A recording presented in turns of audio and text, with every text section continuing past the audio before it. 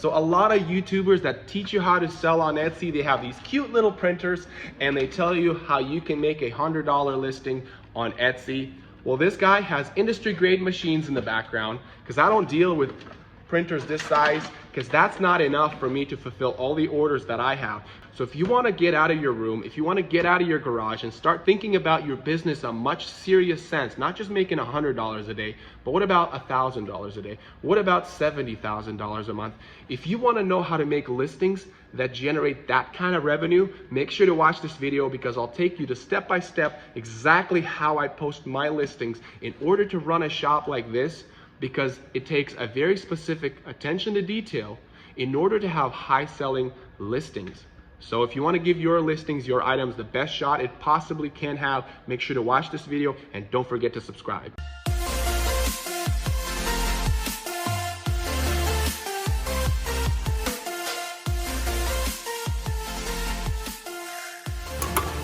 Did you know that it's a myth that in order to rank to the high traffic keywords, you need to have a very elaborate shop, you need to sell over a certain amount, or you need to be selling for a long period of time? Did you know that the little guy just entering the game has the same chance than the big guy that's been selling for many years?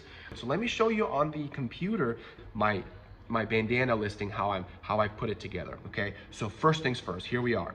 First things first. And before I go in this, let's go back to my shop. Let's go on tag pup. Let's go to my shop, and I wanted to show you exactly how oftentimes almost all of the ones that I post, look at that, they have 20 people have this in their cart, 20 people that, so these are my newest products. And look at that, this is my newest product. 20 people, 20 people. So these rank pretty fast, right? So what do I do? Let's go to my listings for bandanas, right? So first things first is photos. Photos are a shortcut. Think of it as a mental shortcut. When you look at an image, you understand much more at a much faster speed. So use it as a technical sense, right? Not just photos to make a brand or anything. Photos are great for a brand, but most important, photos help the customer to a shortcut to make a decision whether they want to buy your product or not. Because our attention span on the internet, you have 2 to 3 seconds. That's the latest statistics. 2 to 3 seconds to convince the buyer whether they want to buy your listing or not. So you want to shorten things as fast as you can. So make sure that you don't leave them to their own imagination. Don't make them think. There's a great book about that. Don't make them think. Put a model. Don't let them think about how this bandana is going to look on their dog. You want to make sure you find a model and you put that product on the model, whatever the product is. Okay. So 2, you don't want them to read the description too long. That's why my descriptions are not that long. I try to get as much information on the photos that I can so that they're not reading almost ever. That's a whole nother way of thinking that nobody on YouTube will talk to you about. For example, if you have different thread colors, we'll just take a photo of it and show the kind of thread color. Don't start describing your thread colors. If you have a sizing, just give a photo of your sizing. So 1, don't leave it to their imagination, and 2, use images because that shortens their time of them having to read your description. They get it, they look at it, and they get it. And 3, make sure every single listing has a video.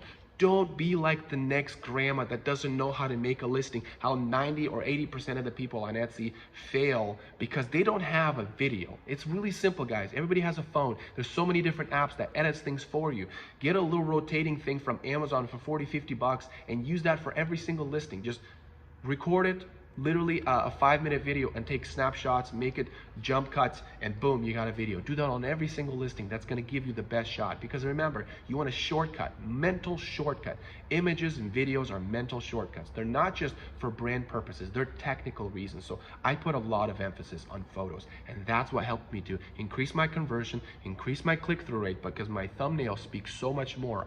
I consider that 2 to 3 second attention span, so the click-through rates go up, my conversions go up, therefore I'm going to rank much higher. So that's a huge part.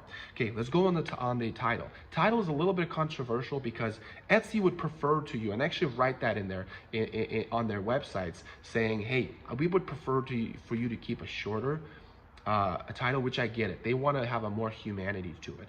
But I have seen from experience that actually works, to where putting a longer title with the essential keywords in the title does a lot better for the listing, right?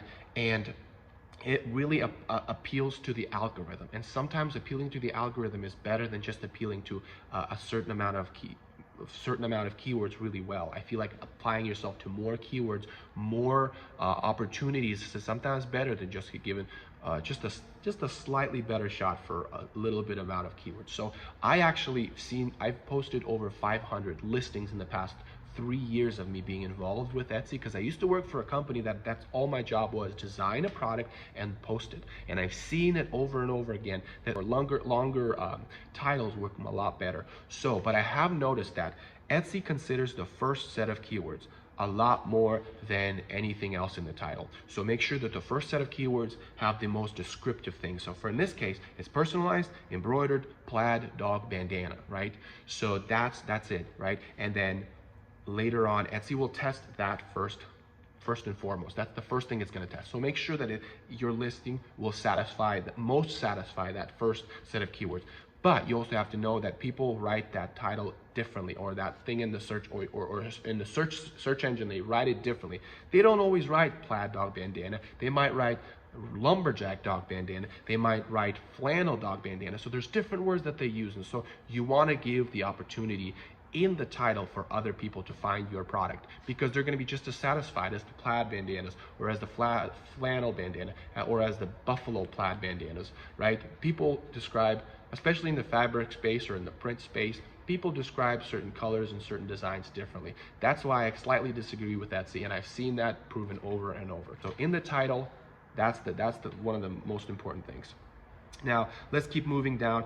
Here, I don't really use the primary or secondary color. I do that in the variation. Occasion and holiday is important if you have a certain kind of a product, like if you're in the wedding industry or if you're in seasonal items. This is important to make sure that you select that. I hit that on automatically. It's a physical product. And description. And remember, I told you about this. This is the different way of thinking. Make sure your images speak more. You got to shorten that amount of span. Now you're saying, well, what about keywords? Well, let's move down to the tags, and that is where the secret lies, in the tags. And this is what I'm talking about. So remember, keyword research is everything, right? If you found the right product, you have to find the right keywords, because that's where people, if that's what people search, then you want to get on those highways. You want to get on the places where there's so much traffic, right? So how do you find those keywords? Well, erank.com, and I talked about that in my previous videos. You want to look at what the search engine, or what just a plain search when you type in dog and dog personalized collar, and just things like that, right? Dog collar personalized. So dog collar, okay, so whoops, collar. So personalized, girl, boy, all these are really important, right? So you're collecting all these keywords. Okay, dog collar, girl, okay, girl, right? And then so on and so on. So the other way to do it, so let's just say we're going to go on dog bandana, plaid dog bandana, and I'm pretty sure I'm going to rank to the top on this one. Boom, right there. I wasn't even doubting, right there. Let's just look at this one. Let's see what they do. Over here on the newest, we click on the newest reviews. Basically what we're trying to look for, we're going to look at like 3 different listings, and we're going to find the listing that has the most consistent reviews. So May 31st, May 24th, May 15th. So they're skipping several days on their reviews. So let's see if we can find a listing that has more than that. Let's click on this one, because we want to find a listing that has the most sales. Okay, so 31st, 14th. So they're skipping a lot. They're skipping many days. And that could be because it's not a Christmas season yet. In the Christmas season time, you'll probably have that a lot more consistent. But once we found a listing that does have a lot of reviews, that were like, yeah, this one has the most sales, because they have more reviews, and that's a very good quick rule of thumb. Then we take all the keywords that listing has within a listing. We'll go look at their tags, we'll look at their description. And the way you find their tags, by the way, is you go to the very bottom of the page, and there they are.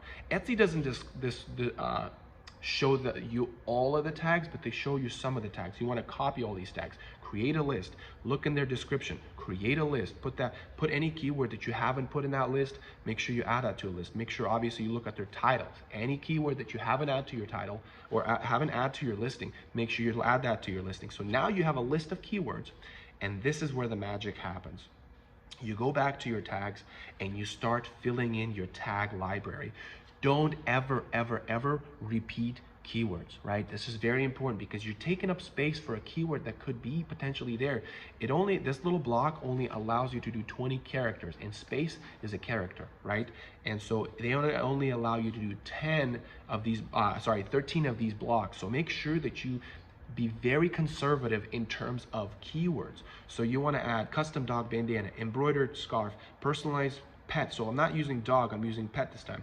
Apparel name tag. So I'm shoving in keywords that I found other listings rank for really well, and they make sales out of those keywords like I just described.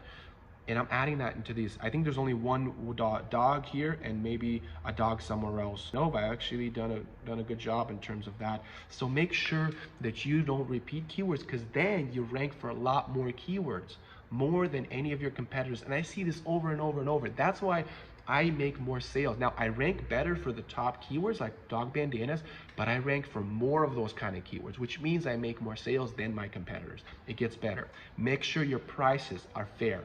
Take the highest price, take the lowest price, choose the price in the middle, and work from there. Don't ever take the highest price. If it takes you a long time to make this product, find a way to improve the process so that the middle price is still profitable for you. Now it gets even better. All this stuff, you guys know, the quantity, SKU, all this blah, blah, blah. Make sure that you get your variations. Variations are very simple to do. You just go on edit variation and you add variations. Now I like to do my custom names, because remember, I don't want people to think like, okay, is this color for bandana or is this color for thread? I just need them to know that this is bandana color, this is thread color. No thinking. I want to make sure I remind them really fast this is with text, so that they're not thinking about anything else. They're just going through the process, buying it fast, and that's how you get the best sales. And then personalization is pretty simple. Shipping. When you just put your listing up, make sure to put it at free shipping. Lose some money, invest into your listings. Don't be greedy. Be able to let go of money. Say, hey, I'll pay for your guys' listing. Free shipping does improve the ranking, and I've seen that over and over again.